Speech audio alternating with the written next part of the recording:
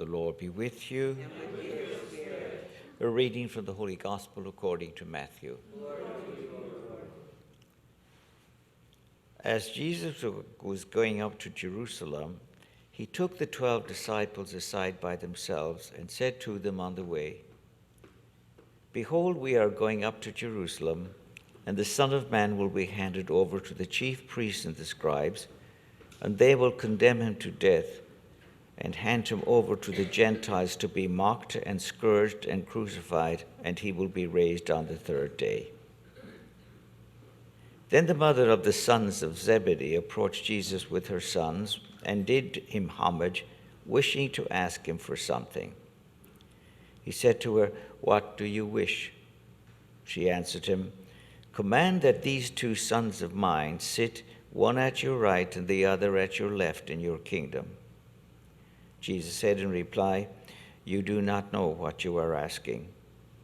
Can you drink the chalice that I am going to drink?" They said to him, "We can." He replied, "My chalice you will indeed drink, but to sit at my right and at my left, this is not mine to give, but is for those to whom it has been prepared by my Father." When the 10 heard this, they became indignant at the 2 brothers. But Jesus summoned them and said, "You know that the rulers of the Gentiles lord it over them, and the great ones make their authority over them felt. But it shall not be so among you.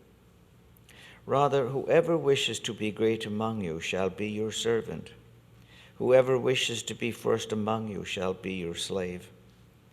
Just so, the Son of Man did not come to be served, but to serve and to give his life as a ransom for many." The Gospel of the Lord. Praise to you, Lord Jesus Christ. It's obvious from this morning's Gospel that this good mother, this good Jewish mother of 2 sons, had totally misinterpreted what the kingdom of God was going to be like, or the kingdom of Jesus was going to be like. When she thought of the word kingdom, she was thinking of the other various kingdoms that surrounded the country, where there were layers of various officials, top and bottom. And like any mother, Jewish or otherwise, she wants the best for her sons. She wants top positions. She wants them as members of the cabinet. And so she approaches him. And Jesus makes it quite clear to her, no, this is not the way it is. The people who want to be in my kingdom, they must be servants. Servants. Just like I am a servant. I've come to be served and not to be served. And that is the way it's going to be with all my followers. Service, of course, we know what that means. We all have realized it and see it in many aspects of our lives.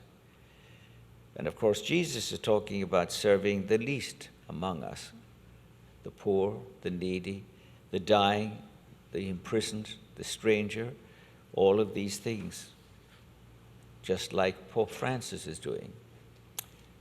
I was reading last about his trip to Mexico, and it was interesting the number of places that he chose where there were poor, indigenous, prisoners, 5 areas, and he visited all of them, which indicates that he too is trying to be the servant of the servants of God.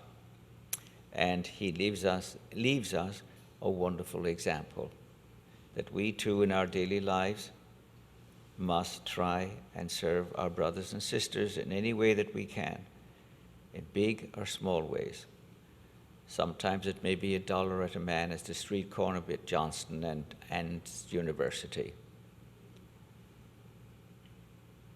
Maybe it is. Maybe that's the man that's Jesus. Remember what Jesus said, as long as you did it to the least of my brothers and sisters, you did it to me. He was talking about that man at the corner this morning. And so, the season of Lent is once again an examination of conscience for each and every one of us. Prayer, fasting, and almsgiving. Almsgiving. So $1 to that man at the street this morning is an almsgiving.